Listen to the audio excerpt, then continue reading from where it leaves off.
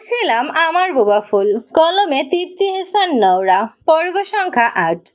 মাহির যখন শিকদার পরিবারের সকলকে নিয়ে ফিরে এলো, তখন বর্ণ ড্রয়িং রুমে পায়ে পা তুলে সোফায় বসে আছে আয়েশি ভঙ্গিতে। আজাদ শিকদার খেপে গেলেন অযথাই। রুমে না গিয়ে সোফায় বসলো বর্ণর মুখোমুখি। বাকিরাও আর এদিক ওদিক গেল না। রোবায়ে তামিজ শিকদার, আইজা এবং হানিফা বেগম স্থির হলেন সেখানে। আসল সত্যিটা তো জানতে হবে। সুখ ড্রয়িং রুম ভিড়িয়ে হেঁটে গেল সামনে। অভ্র সোফায় হাতল লাগিয়ে হানিফা বেগমের গা ঘেঁষে বসতেই বৃদ্ধা মুখ কুঁচকে নিলেন। এত বড় হয়েও গা ঘেঁষে ঘেঁষে গেল না নাতিটার। কি চলছে এসব? আজাদ শিকদার হাস্যহীন মুখে গম্ভীর গলায় প্রশ্ন করলেন। ছেলের কাজে প্রচুর রেগে আছেন ভদ্রলোক। বর্ণ গাছড়া ভাব নিয়ে বলল, কোথায় কি চলছে? অসভ্য ছেলে, হেয়ালি করবে না একদম। কি ঘটছে এগুলো? জবাব চেয়ে এখনই। বড় হয়েছ বলে মন মর্জি করবে সব জায়গায়। আজকে যা ঘটিয়েছ, ভবিষ্যতে মেয়েটার ক্যারিয়ারে প্রভাব পড়তে পারে। ওইটার ওর প্রাপ্য ছিল, পেয়েছেও তাই। বর্ণ, যা জানতে চাইছি উত্তর দাও। নিজেকে সামলে খুব ঠান্ডা স্বরে বললেন আজাদ। তামিজ শিকদার এক পলক ভাইয়ের দিকে চেয়ে পরপর বর্ণর দিকে চাইল কৌতূহলী মনোভাবে। কতদিন আগে একটা পার্টি ছিল আমাদের। হাসি আড্ডায় ড্রিঙ্ক ওভার নিয়ে ফেলেছিলাম। ওই ড্রিঙ্ক করো, এতটা অধপতন?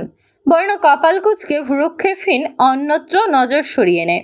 তমিজ শিকদার জানতে চাইলেন তারপর। সেই সুযোগে মিশমি আমার একটা রুমে নিয়ে গেল আর জোর জবরদস্তি করে নিজেকে বিলিয়ে দিতে চাইছিল আমার কাছে। সুখের পদযুগল থেমে যায় সিঁড়ির কাছাকাছি গিয়ে। তড়িৎ পিছু ঘুরল সে। আইজা চেঁচিয়ে উঠলেন, আর তুমিও? ওফ আম্মু, তোমার ছেলে এতটাও নিকৃষ্ট মানসিকতা নিয়ে চলে না। সেন্স পুরোপুরি ছিল না মানছি, কিন্তু একটু আধটু ছিল। ওকে ছুঁয়ে ফেলে তো আমি রুম ছেড়ে বেরিয়ে এসেছিলাম ঠিকই, কিন্তু ওই কিট কি করেছে জানো? সকলে উৎসুক দৃষ্টি দেখে বর্ণ দাঁতে দাঁত নিষ্পেষিত করে বলল, পরবর্তীতে ওই রুমে দুজনের ধস্তাধস্তির ভিডিও আমার সামনে তুলে ধরে বলেছিল যদি আমি তাকে বিয়ে না করি সে ভিডিও মিডিয়াকে দিয়ে দেবে। জোর জবরদস্তি তার সম্ভ্রম হয়রানি করার চেষ্টা করেছি এমন কিছু বলবে। আমার প্রেস্টিজ, আমার এতদিনের নাম, অ্যাচিভমেন্ট ডিস্ট্রয় করে দেবে এক নিমেষেই। এত বড় কলিজা ওই সস্তা ট্রিক্স ফলো করে বর্ণকে ব্ল্যাকমেইল করে। তার এই সামান্য শাস্তিটা পাওয়াই উচিত। তাই বলে একটা ভিক্ষুকের সাথে বিয়ে দেবে? দাদু ভাই বেঁচে থাকলে তার কথা ভেবে দেখতাম। বর্ণ তড়িৎ জবাবে হানিফা বেগম থমথমে মুখে চুপসে গেলেও অভ্র গদগদ কণ্ঠে বলে, হ্যাঁ, তখন সতীনের সাথে একসাথে মিলেমিশে সংসার সামলাতে পারতে। মিশমিকে তো তোমার ভীষণ পছন্দ। হানিফা বেগম চোখ রাঙিয়ে কঠোর দৃষ্টিতে চাইলেন। ধমকে উঠলেন যথাসম্ভব, চুপ। কত ভালো ভেবেছিলাম মেয়েটাকে, অথচ শেষে কি বের হলো? আমার আদরের নাতির সাথে পাঙ্গা নিয়েছিল। আজাদ শিকদার হাতে কপাল ঠেকালেন। ছেলের সামনে কি প্রতিক্রিয়া দেখানো উচিত খুঁজে পাচ্ছেন না। আইজা হতভম্ব চোখে চুপচাপ নির্বিকার ভঙ্গিতে বসে থাকা ছেলেকে দেখে যাচ্ছেন। কার মতো হয়েছে এটা? নির্ঘাত শাশুড়ি মায়ের মতো। এতে কোনো সন্দেহের অবকাশ নেই। গলা খাকারি দিয়ে তামিজ শিকদার এক ঝলক রোবায়াতকে দেখে উঠে দাঁড়ালেন। সব তো জানা হয়েই গেছে। চারপাশ হতে একে একে সকলের প্রস্থান করলো, অথচ নিজের স্থানে জড় পদার্থের ন্যায় থম মেরে বসে রইল মিশমি। হাত দুটো মুঠোবদ্ধ, মুখের মেকআপ ভাসা ভাসা হয়ে গিয়েছে, ঠোঁটের লিপস্টিক এলোমেলো। রাগের তোপে পরাজয়ের দুঃখের ভারে মুখে হাত ঘষতে ঘষতে এই অবস্থা করেছে নিজের। মস্তিষ্কে বিস্ফোরণ চলছে তার, দাঁতে দাঁত খিচে আসছে। এত সহজেই ভেস্তে গেল সব কিছু। ভিডিওর নাগাল কিভাবে পেল বর্ণ? সে তো আগলে আগলে রেখেছিল সব কিছু। আকাশ আধারে ঢেকে পড়েছে ধীরে ধীরে।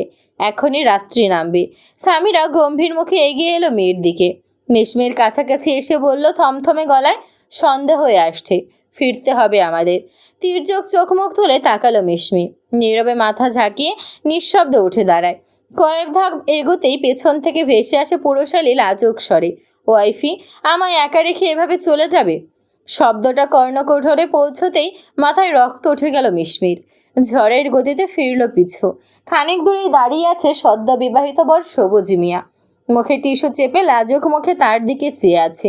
মিশমি এদিক ওদিক দেখার প্রয়োজন বোধ মনে করল না। ছুটে গেল হাত কিড়মিড়িয়ে, নিয়ে যাচ্ছি তোকেও। বলার ফাঁকে নিষ্ঠুর গতিতে লোকটার চুলে হাত চালালো সে। সর্বস্ব দিয়ে টান মারতেই চুলগুলো সব হাতে চলে এলো তার। মিশমি আশ্চর্য নেত্রে নিজের হাতের দিকে চেয়ে পরপরই সবুজের মাথার দিকে চাইল। লোকটা কুচকুচে কালো চুল মাথাতেই আছে, তবে এগুলো কি নকল চুল? এটা তো নকল। হতবাক কণ্ঠে বলে উঠল ঋষিকা। মিশমির ফ্রেন্ড হয়। মেয়েটা চোখ পাকিয়ে সামনে তাকালো।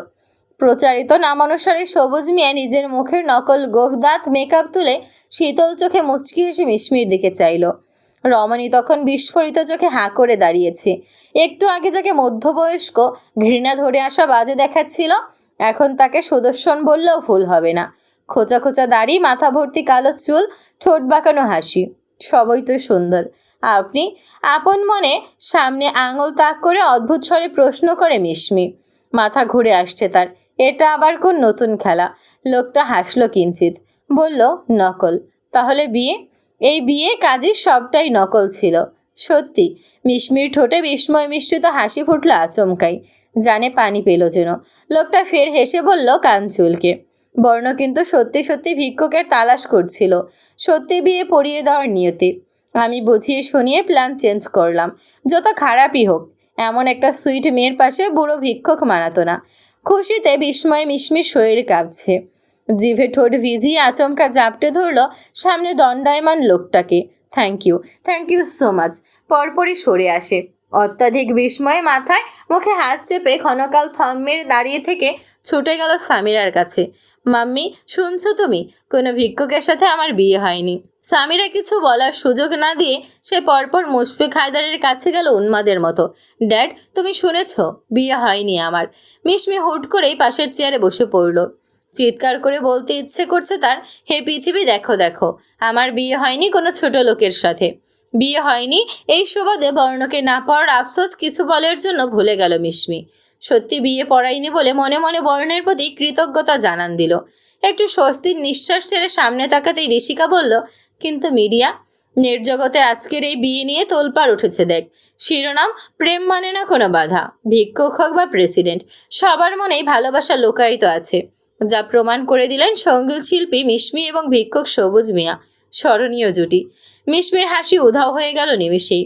বর্ণ নিষেধ করেছিল মিডিয়ায় প্রকাশ করতে, সেই নিজের পায়ে নিজে কুড়াল মারল। নিশ্চয়ই এটা বর্ণার প্ল্যান ছিল। যা সে করে দেখাবে বলে হুমকি দিয়েছিল, বর্ণ সেটাই করে দেখিয়েছে। এখন কি হবে তার? এই মুখ কিভাবে দেখাবে জনসাধারণের সামনে? সশব্দে ফোন বাজতে বর্ণর ভ্রু কুচকে স্ক্রিনে নজর আবদ্ধ করে। সিয়াম ওরফে সবুজ মিয়া তলব এসেছে। সে কল রিসিভ করে কানে ধরতেই ওপাশ থেকে সিয়াম বলল, দোস্ত, মিসমিকে সব বলে দিয়েছি। বর্ণের মুখের রং পাল্টে এলো। দাঁত চিরবিরিয়ে কঠিন ভাষায় দুটো গালি ছুড়ে বলল, আরও কয়েকদিন যেতে দিতে বলেছিলাম তোকে। সিয়ামের অপরাধী কণ্ঠ। কি করতাম বল? বেচারি অল্প শোকে কাতর, অধিক শোকে পাথর হয়ে গেছিল। আমি ভাই জনদরদি, চোখের সামনে এমন করুণ অবস্থা সহ্য করতে পারছিলাম না। তাছাড়া কি? তাছাড়া রমণী আক্রমণাত্মক হয়ে উঠেছিল। চুল খুলে হাতে নিয়ে ফেলেছে, তাই লুকিয়ে রাখতে পারেনি বিষয়টি। বর্ণ কথার ফাঁকে ড্রয়িং রুম ছেড়ে উঠে এসেছিল। আনমনে হাঁটতে হাঁটতে নজর গেল সামনে। বোবা ফুল রেলিং ধরে স্থির দাঁড়িয়ে আছে, পরনে এখনো লেহেঙ্গা। বর্ণর ঠোঁট ছিঁড়ে বাঁকা হাসি ফোটে। ফোন ধরে রেখেই এগিয়ে যায়। সুখ থম মেরে রয়। উল্টো ঘুরে চলে যেতে চায়, কিন্তু টাকনোর নিচে লেহেঙ্গা পিষে আছে। এমন অবস্থায় পিছিয়ে গেলে পা বিধি পড়ে যেতে পারে। সে নজর সরিয়ে নিল দ্রুত। বর্ণ হেলে দুলে সামনে এসে পাশ কাটিয়ে যাওয়ার সময় পিঠ হেলিয়ে ঝুঁকে গেল তার সামনে। ঠোঁটে সেই চিরচেনা ধূর্ত হাসি। অস্বস্তিতে কুকড়ে গেল সুখ। হাঁসফাঁস করে ঠোঁটে ঠোঁট গুজে পাশ ফিরতেই চোখে চোখ পড়ে। বর্ণ আচমকাই